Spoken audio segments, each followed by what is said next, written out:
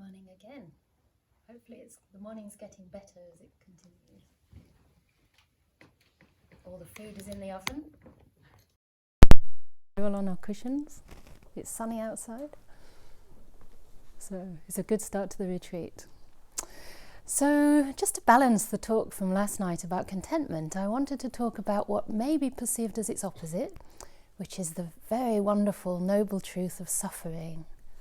But not only suffering, the cause of suffering, because the Buddha said there is a cause, or there is a arising of suffering, and there's something that causes that suffering to arise, and also the way to end suffering, the cessation of suffering, which could be seen as happiness. The opposite side of the cessation of suffering, of course, is again contentment, deep, lasting, unconditional peace, and the way to the end of suffering. So I'm just going to go over these fairly briefly, because I also want to get on to defining happiness. So first we need to see what isn't happiness in order to understand and have a clearer definition of what is. And the Buddha said it's very important to define happiness too. So this is a happy path, it's not a path of suffering. And for me personally, when I first heard the noble truth of suffering, it was a huge relief. Because until then I'd been thinking perhaps there was something wrong with me, Perhaps other people thought that it was normal to be born into this world, into this body, into all the suffering that we encounter through our body. I'd see the news when I was a teenager about the wars and, the greed involved in that and the struggles for power, and I just couldn't understand, how people could be so cruel. But also I asked myself, what's the point of all this? If it's just to amass more and more material wealth, what exactly is the point? And so many beings are harmed in the meantime. So I wanted to find a compassionate response to that. But the big stumbling block for me was that I felt there was something wrong with me for feeling this way, because no one around me could understand why I was suffering. There was nothing particularly wrong in my life. It was an ordinary life. I had a nice upbringing. There were days of contentment on the lawn when I was a child with the wood pigeons, cuckoo, cuckoo, in the green and pleasant land of England. So, I had some idyllic memories of childhood, but somehow when I became a teenager, I started asking, why am I really here? It's very hard for me to decide what I want to study and what to do with the rest of my life if I don't even know that. There was a basic question there that was really eating me, and I wanted an answer to it. So when I heard that the Buddha said that, there is suffering, and it's quite normal to suffer, part of that suffering was already taken away, because I realized that it's the idea that we shouldn't suffer that causes most of the pain. Once we can accept that this is an integral part of life, and it's normal, and there's a reason for it, because by suffering it can activate a wish to be free from that suffering. So that's the reason that the Buddha pointed out how and why we suffer. He wanted to rouse this wish, this inclination, this yearning in a way, to end suffering and to find lasting peace. So he didn't just say, well, this is suffering, tough luck, get on with it, birth and death, well, you're sort of born into it, there's nothing you can do. He actually said, no, there's a cause. So he was compared sometimes to a doctor who, you go to the doctor, they diagnose your disease. And it's very frustrating when you ask, why? I had a disease, a very chronic disease, which is slowly getting better. And I used to ask, why do I have so much acid? Oh, well, because, your body's producing too much acid. Take these acid-inhibiting drugs and you'll be fine. And it's like, yes, but where's the acid coming from and why? And they couldn't answer that. And so, of course, they couldn't find a cure. I was just taking pills which were symptomatic relief. But the Buddha actually was a great physician in the sense that he discovered a cause and he gave a solution, he gave a remedy. So the Eightfold Path can be seen as a kind of turning point where we can start to transition from suffering to happiness. Yeah? And all of these factors of the Eightfold Path, right view, right intention, right speech, right livelihood, right action, right effort or endeavor, right mindfulness, and right samadhi, right stillness. Why are they right? What does it mean, right? Are we being sort of religiously pious? It just means right in the sense that they're leading out of suffering and into happiness. And in that sense, they're right. They're right if your aim is enlightenment. They're right if you want to walk the noble path. This is the way to do it. Yeah? And so we start to align our practice with the Eightfold Path. So, Ajahn Chah has a nice little quote. He says, if you haven't wept, you haven't really begun your practice. So sometimes this suffering is like the stimulation, for us to begin. And the Buddha wasn't denying that there's some pleasure to be found in the world, but he did say of the sensual pleasure, that's the pleasure that we get through the physical touch, through our eyes, nose, smell, etc., etc. I think you all know what sensual pleasure means, right? It's not the pleasure of the mind yet. Like, there is a deeper pleasure of the mind that you can experience in meditation, but the sensual pleasure is much more exciting, stimulating, and immediate in a sense. And he said that there is a gratification there. We all know what that is. I mean, my heart lifted when I saw the food going into the oven this morning. Huge trays of lovely roast vegetables with really nice olive oil, just to make you hungry. But, the problem with these things is not that we have to condemn them, morally and say, oh, it's wrong to enjoy my lunch. It's not wrong. You can eat it with a certain purpose. You want to nourish your body so that you can practice to end suffering, finally, right? That's not the ultimate end of suffering, because after you've finished your lunch, you might have stomachache, you might need to go to the toilet, or you might get hungry again in the next half hour if you didn't take quite enough, right? Or you might have overeaten. That's probably more likely. So he said, that the problem with these types of pleasure is that they change. They're not permanent or lasting or reliable. Another translation of impermanence is unreliable, unstable, and we lose them. Another thing is that this kind of after effects sometimes outweigh the pleasure that you had in the first place. It's easy to see that with things like alcohol. You just feel terrible the next day. Big headache, hangover, cloudy mind, can't meditate. It's the antithesis to developing a calm and clear, bright, awake mind. Yeah. He also called them a debt. You have to pay it back later. And there was a story I heard about a young monk in Thailand many, many years ago. So I'm sure he's not a monk now. Well, who knows? But it's unlikely. And before he went to ordain, I think he was already ordained, or he'd started his training in one of the monasteries. But then he felt like, maybe before I take the full step to full ordination, I should just get this lust and this passion out of my system. This idea that by indulging we get something out of our system. So he went down to Bangkok, disrobed, and he just did whatever he wanted for like a week or so, and indulged completely in all the sensual pleasures, thinking, I'll do it for the last time, then I'll ordain. But he went back to the monastery and did ordain, amazingly. But he said it put his practice back 3 years. This is sometimes the price we pay. So it's really not worth it. Yeah. And again, we don't carry on getting the same amount of pleasure that we got the first time round. We need increasingly bigger hits, So we're very tied up with these sensual pleasures, and they're not the way to freedom. So they're some of the dangers that the Buddha was mentioning, yeah? And the main danger is they keep us trapped in samsara. They keep us trapped in this cycle of suffering and suffering and suffering and suffering. And we're never coming out of it because we're not realizing we have to look in a different direction. Yeah. So we're actually empowering delusion. We're clouding our mind and becoming more and more confused. So anyway, that's the negative side. But the Buddha actually defined suffering very nicely, and I wanted to read it out in his words, or at least in the translation of his words. So he said, what is suffering actually? So he started from the beginning. Its birth is suffering, birth itself. Aging is suffering. Sickness, death, sorrow, lamentation, pain, grief, and despair are suffering. Not to obtain what one wants is suffering. Oh, here it doesn't say, but also usually in the definition it says separation from the liked is suffering, association with the disliked is suffering. And that's really interesting because, most of the time we're not exactly where we want to be, and this is how contentment can help. We can decide to be and to want to be where we are. We can actually give value to where we are. Yeah, so we're closing that gap between where we are now and where we want to be. This is the suffering, right? You don't have what you want right in front of you, but because you're looking for something else, you don't actually see the contentment, the happiness, the simplicity, maybe the ease of what's right in front of you. So we're looking always in the wrong place, because the only experience you can have in life is what you're having right now. Anything in the future is just an imagination, it's a fantasy. Yeah, so this is very helpful in the practice, I think, to understand this definition and to see how developing qualities like contentment and peace can actually close that gap. And if you do continue to progress on the path, there are no more wishes. So how can you be separated from what you wish for or not obtain your wishes?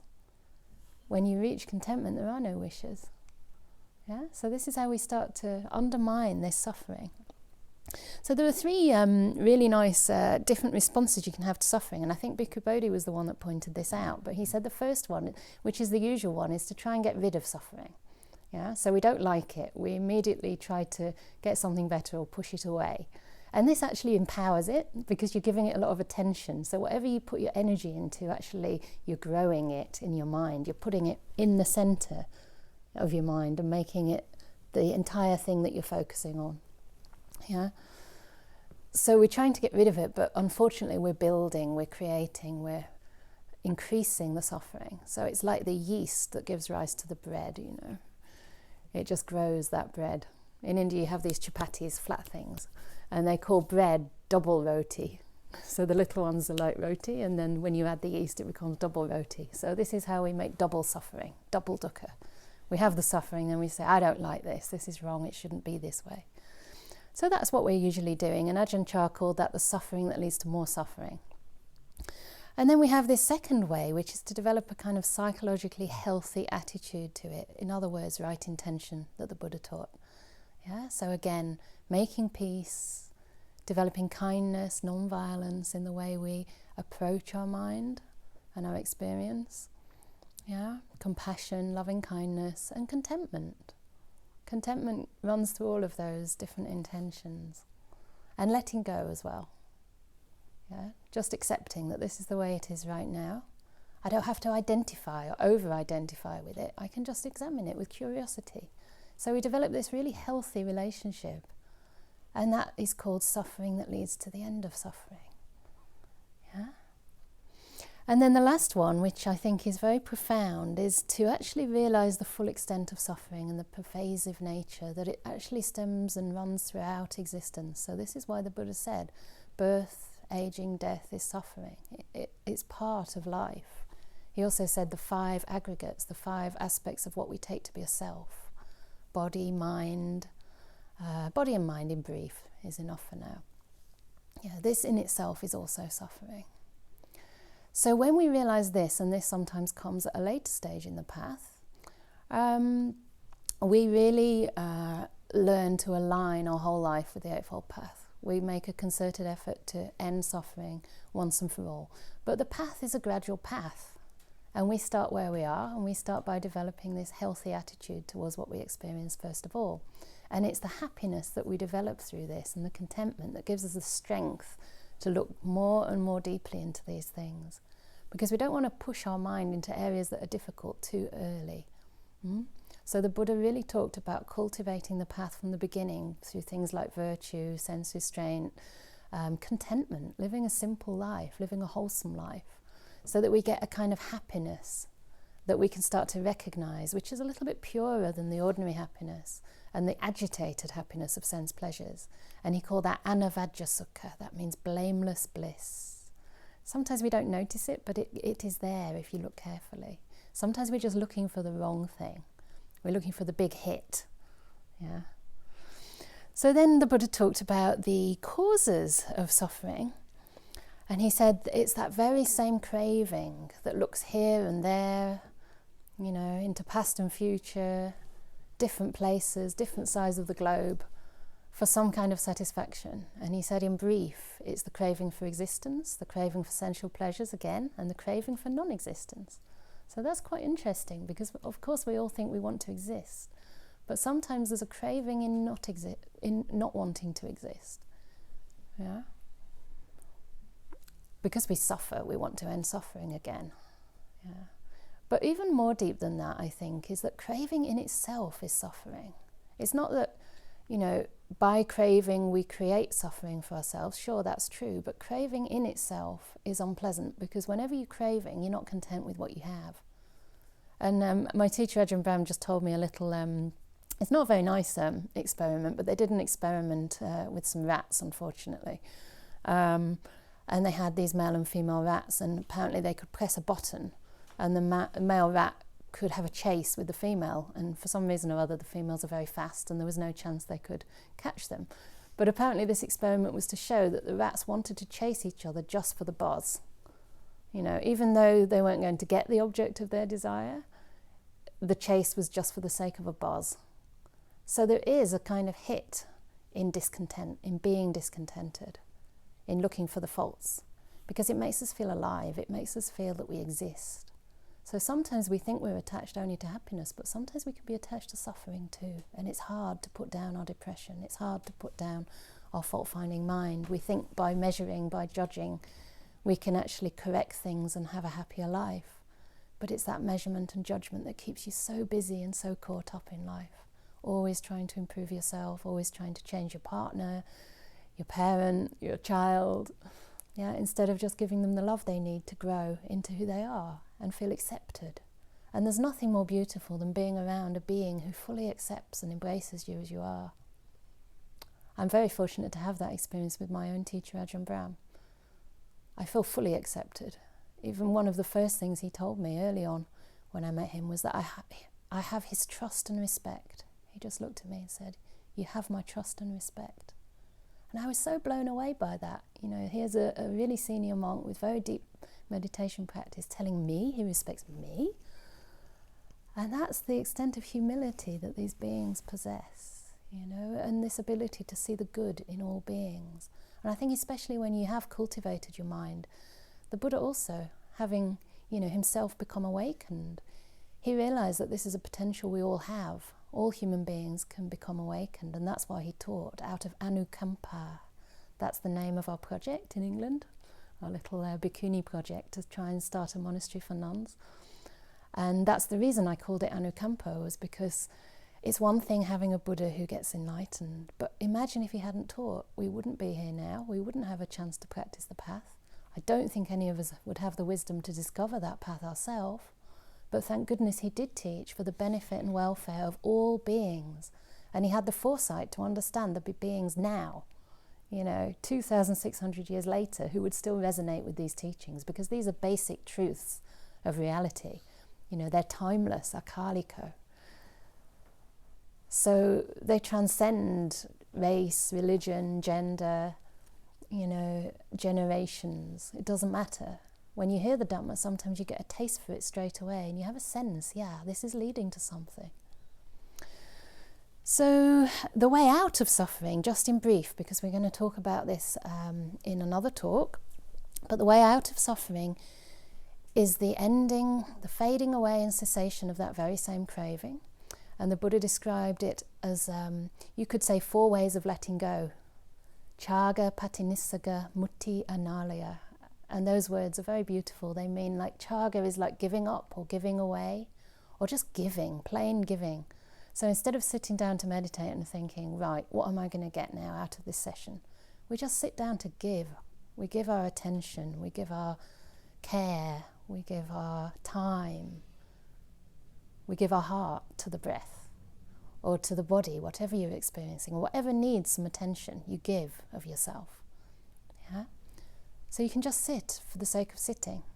Or as I said the other night, sometimes if, you know, I know that my mind's not really going to settle, I say, well, never mind, I'll just give this time anyway, because it's a gift to the Buddha, or it's a gift to my teacher, you know, or it's just a gift to the people who are supporting me, you know, as a monastic, because I live on the donations of others. So I have a certain duty, but not in a sense that I'm forced to do it, but I'm inspired to practice because people are putting their hopes, you know, in the practice of good monastics, that we will then be able to share the Dhamma and bring a little bit of a relief of suffering for other people. So, you know, this is the main thing that draws people to the practice, especially in the West, because most of us are not coming from a traditional Buddhist background. So we're first of all interested in, like, how can these teachings help me in my life? If they don't help me, what's the point? So I practice for that reason, you know, I practice not only for myself, but so that I may have an opportunity to help others, even a little bit. I mean, one of the things that I had to struggle with a little bit when I got here was the idea of live streaming these talks. So this isn't live streamed, but it is videoed, and it's only the second video or something like that I've done, third maybe. And I had to get over that because it's not my natural kind of arena. I didn't grow up in the public speaking forum. In fact, at school I used to hide when the teacher asked, for a presentation, and I somehow got away with it always. So I never had to say anything in public, and I'd go bright red if I had to. But what motivates me is the idea that even one person might benefit from this. It doesn't matter if the rest of you don't like it. I'm content. Well, sort of. These two know I'm practicing with that.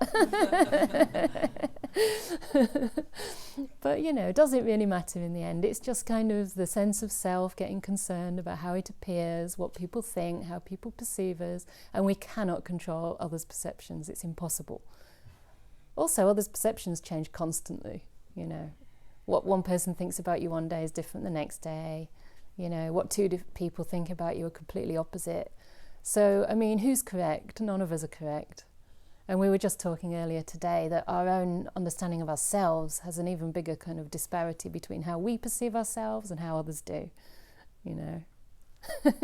It's sometimes just such a mismatch. So it's hard for us sometimes to see our goodness.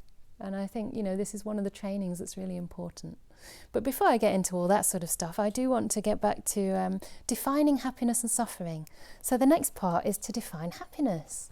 And this is very beautifully stated in the Majjhima Nikaya 139.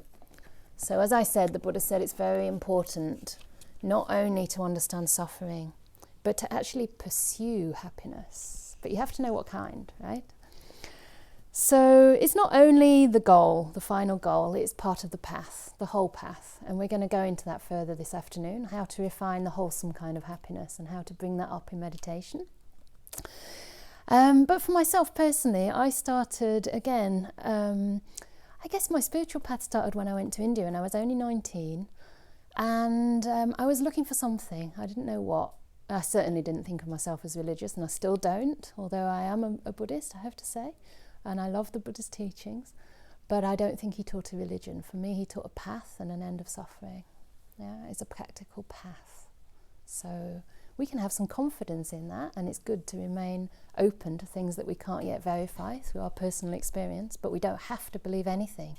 It's an exploration, so it's a lot of fun. So when I first heard the teachings, the immediate response I had was a sense of relief, as I said, there's nothing wrong with me, and maybe this suffering that I've been through can actually be a kind of fertilizer for the seeds of wisdom and compassion. So maybe there's a meaning to that after all.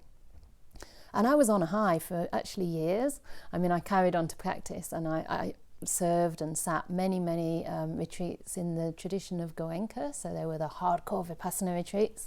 But I got so much pleasure from that because, you would really meet your kind of mind and the way it responded to the changing sensations, emotions, moods, and start to see that all these things were just in a flux, in a flow, and constantly changing. And it really took away the kind of investment in that, and I developed a much more stable kind of equanimity. And it was interesting because I noticed that now I had a purpose, and that gave a meaning to my life. So I didn't need to find meaning in material things in quite the same way, or in the rock clubs that I used to go to, or well, I didn't get to see Led Zeppelin like my other two teachers did. They're my favourite. But anyway, rock concerts and stuff like that, because I had a meaning. And because I had a meaning, I could simplify. And it's really wonderful coming to the texts now, because they're describing the process of my own spiritual practice evolving. It's not something I have to try and struggle to understand intellectually. I saw for myself that having done that retreat, I started to naturally observe Sila. I didn't need to break my precepts anymore. And I didn't even need to listen to things like music. And there's nothing wrong with that. But I was a music addict. That's what I would have done. I'd have been a rock star if I wasn't a nun. Maybe. And I'm glad I didn't, because that would be probably a slope into all sorts of, drugs and sort of wrong, unwholesome behaviours.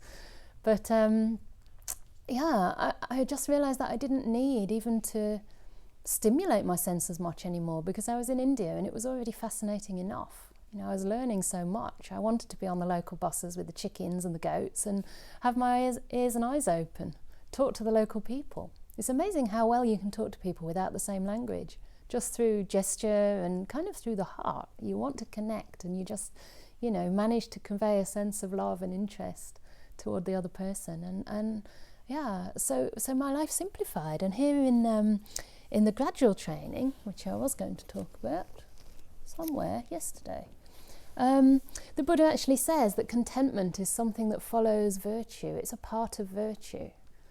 So the way he describes it, it says here that after one already observes some virtue, he said that one becomes contented, just as a bird, wherever it goes, flies with its wings as its only burden. So too, the bhikkhu or bhikkhuni becomes content with robes to protect their body and with alms food to maintain their stomach. And wherever they go, they set out, taking only these. Isn't that a lovely simile? Just this idea that you're so free like a bird, and because you don't have any baggage and, weight, luggage, you can fly much higher. And that's how I felt all those years in India. I was gradually simplifying, and I would, carry less and less with me. I'd have like 6 kilos on my back. This was before ordaining. But, it's just a natural process to want to keep simplifying. And I used to live, in India in like simple huts, sometimes local houses in the hills, like far away from even the next small village. I remember once sleeping in a tea shop overnight, just on this kind of very hard bed, and having all these beautiful pine trees around me in the morning. And I would be so contented with this. Now I look at some old photos and I think, did I sleep on that bed? And that looks horrendous, really old and grotty pillows, and this is a luxury, what you have here. But I was so happy, it just didn't matter. And it was actually wonderful that it didn't matter. It gave me confidence. It gave me a sense that I could let go of a bit more, and maybe a bit more of my mental baggage too. So this contentment is, part of the sila, part of the virtue, and it happens naturally. And then, of course, I refine that happiness into sort of continuing with the practice and noticing the joys of meditation. So none of this was a judgment saying, oh, those happinesses are bad and wrong and evil. It was just like, if you've been playing with toys as a child, that's not interesting anymore. You get onto the Lego or whatever. You can get really complex Lego these days. But after a while, that's not interesting. You get into books, or you get into whatever it is. So you just gradually move on as you start to get a different taste for what pleasure means. So the Buddha said in reference to happiness, he said, one should know how to define pleasure, and knowing that, one should pursue the pleasure within oneself, right? So don't think meditation has to be suffering, and you'll only get somewhere if you get up early, hurt your body, get a headache, drag yourself into the room no matter what. That's not the case. You can do a lot of work before you even get onto the cushion, the way we were hopefully in the break, by making sure that the defilements don't come in and that you start to perceive things in a way that uplifts the heart. And by the time you get to the cushion, you can start to develop happiness, at least by noticing what's there and not fighting it, right?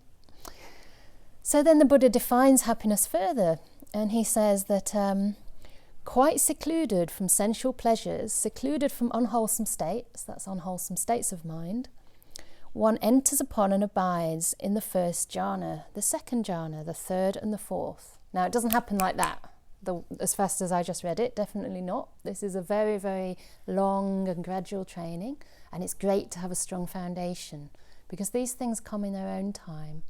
Our job's to put the causes in place and let Dhamma decide. Let Dhamma just take over, right? Get out of the way and let Dhamma unfold in its own time. So he called these kind of happinesses the bliss of renunciation, that's nikkama sukha, the bliss of seclusion, paviveka sukha. That's more than just the seclusion of body and mind, kaya and chitta viveka.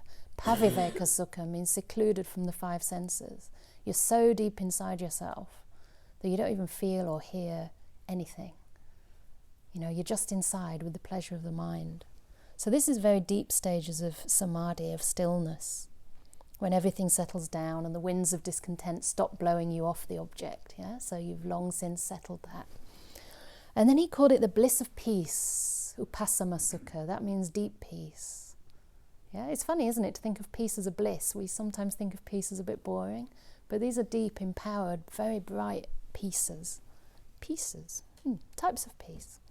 And then the interesting one is he called it the bliss of enlightenment. And he's referring here to the jhana states, the samadhi states. So it's not enlightenment, but the reason is that because it's so close to the bliss of enlightenment. And also when you develop such deep states of mind, the hindrances are really overcome for that period of time, and you're so much closer to seeing things as they really are.